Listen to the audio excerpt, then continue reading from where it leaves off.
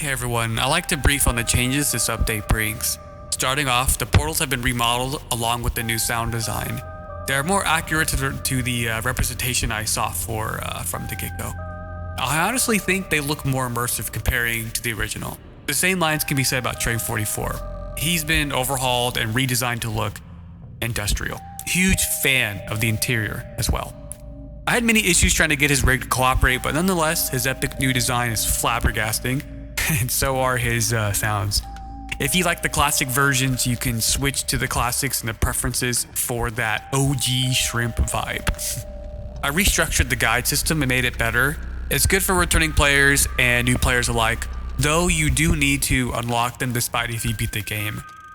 Hovering over the guides tells you how to obtain them, and they are simple to obtain. 2 new additional tutorial levels have been added, one to go over the basics of the UI, and the other which shows you all the interactive elements through the campaign. As for UI work, the level selection screen has been revamped. It's much faster to select a level, and now shows what cosmetic is on the level. If you obtain that cosmetic, a checkmark will appear beside it. Even the Tuts selection screen, the tutorial selection screen, is overhauled. I did rename the campaign name to Classic Campaign, as I plan to recreate acts that basically extend on the things I wasn't able to initially do. It'll feel much more different comparing to the OG version. I'm pumped to get the ball rolling soon on doing these acts. In Sobriquet's place, the UI for selecting a helmet and skin have been reworked as well. Much more sleek comparing to the previous version. For cosmetics, I added a new song called Ascent and a new skin variant for the Decouper skin, the default one, which you can see me wearing in footage. You can obtain this skin by completing all tutorial levels, and you could obtain the song by getting all the coins for Tut levels, like tutorial levels 2, 3, and 4. There's 5 new void tracks. It's the music that plays around False Car. I added more music to that as I plan to expand the Void Entities catalog. The winter event is over, but you can still access the event in a unique way.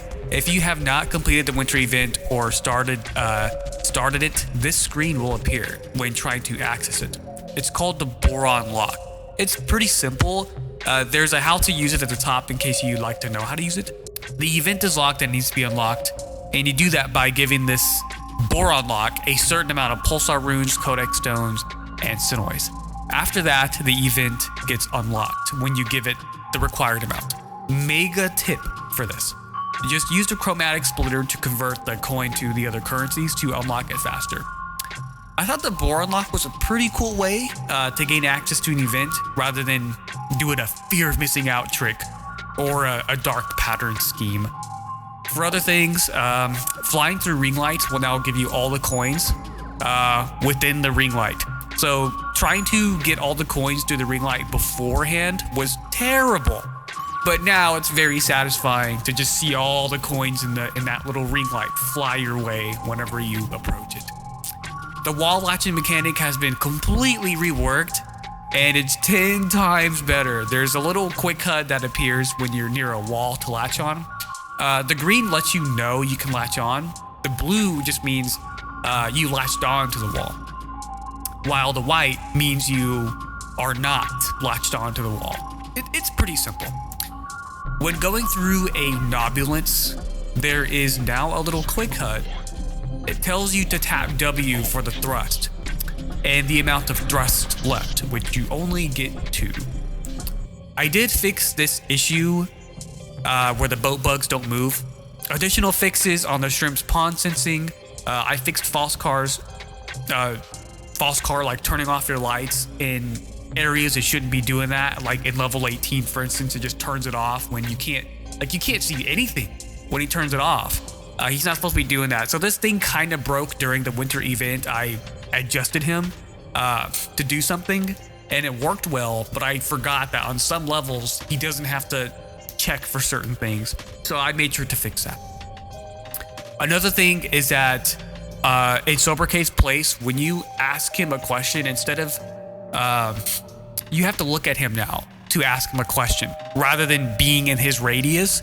because it was very annoying and vexing that whenever you try to upgrade, I don't know, your scanner or visit the index or something, that prompt to ask him a question appears even though like you're kind of distanced from him.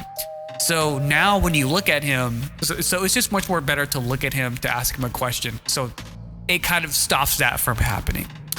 That's pretty much it. There's some other stuff in this update, but it's just minor adjustments.